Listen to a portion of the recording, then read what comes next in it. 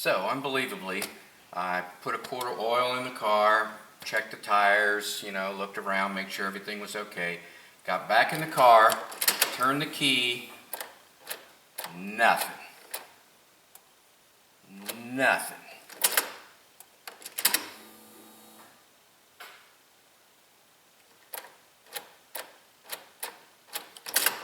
It's like the starter's not even there. I know it's not the battery. I checked the battery, it's fine. There's plenty of voltage and amps available, so oh well, looks like it's a new starter. And what are the odds of it breaking down in the garage? That's really a miracle. I do like to purchase the starter before I take the old one out, and if there's a core charge involved, I'll just take it back to the store and get my core charge back. I like to look at the starter before I take it out. I'll look at the new one. I see there's only 2 bolts holding it on. So it's in the car like this. One's going to be easy to get to. The other one is like, what is that, 90 degrees out on the other side. Hopefully that won't be difficult to get to. So 2 bolts and the electricals. And so I don't know what size to get, so I'll have to see what size socket or wrench to use on these bolts. These I can measure right here, right now. So everything's going to be metric. We have 13 millimeter here and we have 8 millimeter here, so that should be easy enough. Alright, let's go pull the old one. Alright, step 1, disconnect the battery. So we'll just take the negative lead off of here. If I can get it. I dug into the lead a little bit.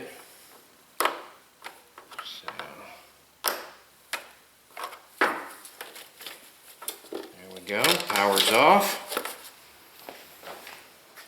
So this is as I suspected. What you're looking at is I have 2 transmission cooler lines, so I had to fish the socket up in there and attach a bunch of extensions to it. So I have the extension sitting out here by the tie rods, basically the steering linkage, and I'll just put a breaker bar on that and get it started, and then I'll just use a ratchet to get it all the way out.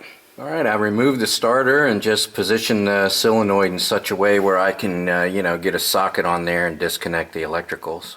Alright, you're going to run into heat shields and all kinds of other stuff that's in the way to get before you can get the starter out. In my case, the transmission coolant lines there, as you can see, were between the nut. There's a stud for the bottom and a bolt on the top, so that stud is where the transmission cooler lines attach to and stabilize them, and then the nut goes on top of that. Then on the other side where the bolt is, there was a exhaust hanger. That was bolted on separately, but it did clip on there. So heat shields, coolant lines, whatever, you're going to run into some details like that you're going to have to deal with. So here we are back on the bench comparing the old one to the new one.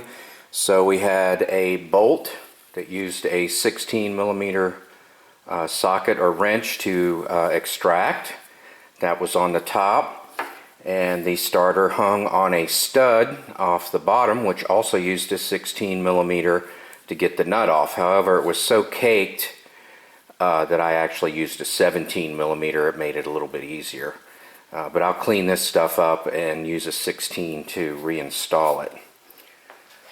The wires were the same. It was 8 millimeter and 13 millimeter.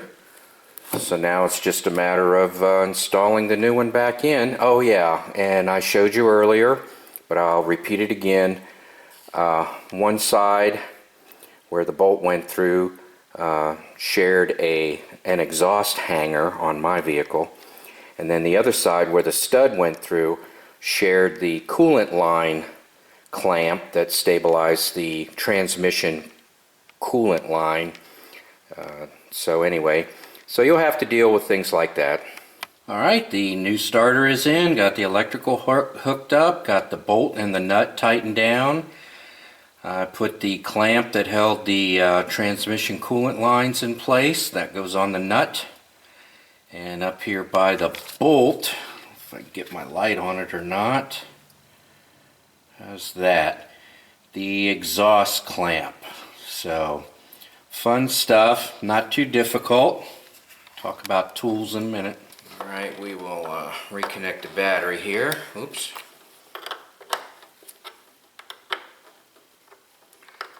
Alright, we will reconnect the battery. Get that nice and snug. There we go. Now let's see if it starts up.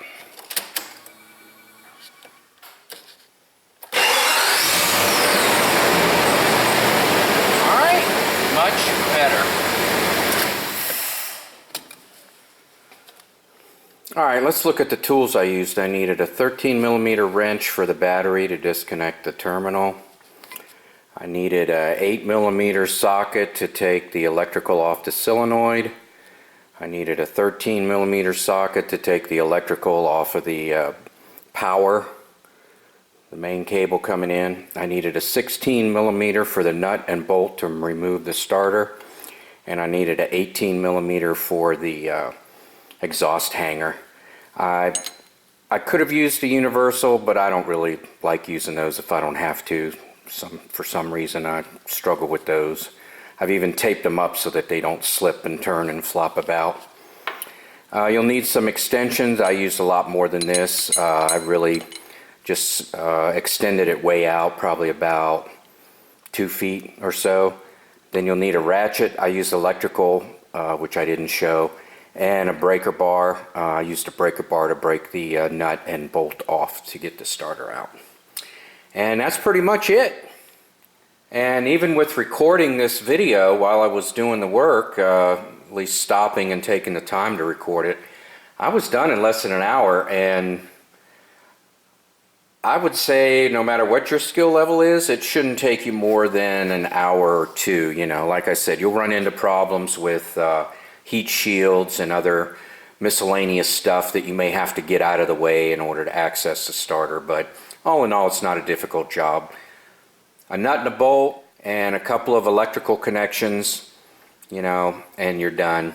The rest is just finagling your way in and out and dealing with all the frustration of getting the starter in and out and stuff like that.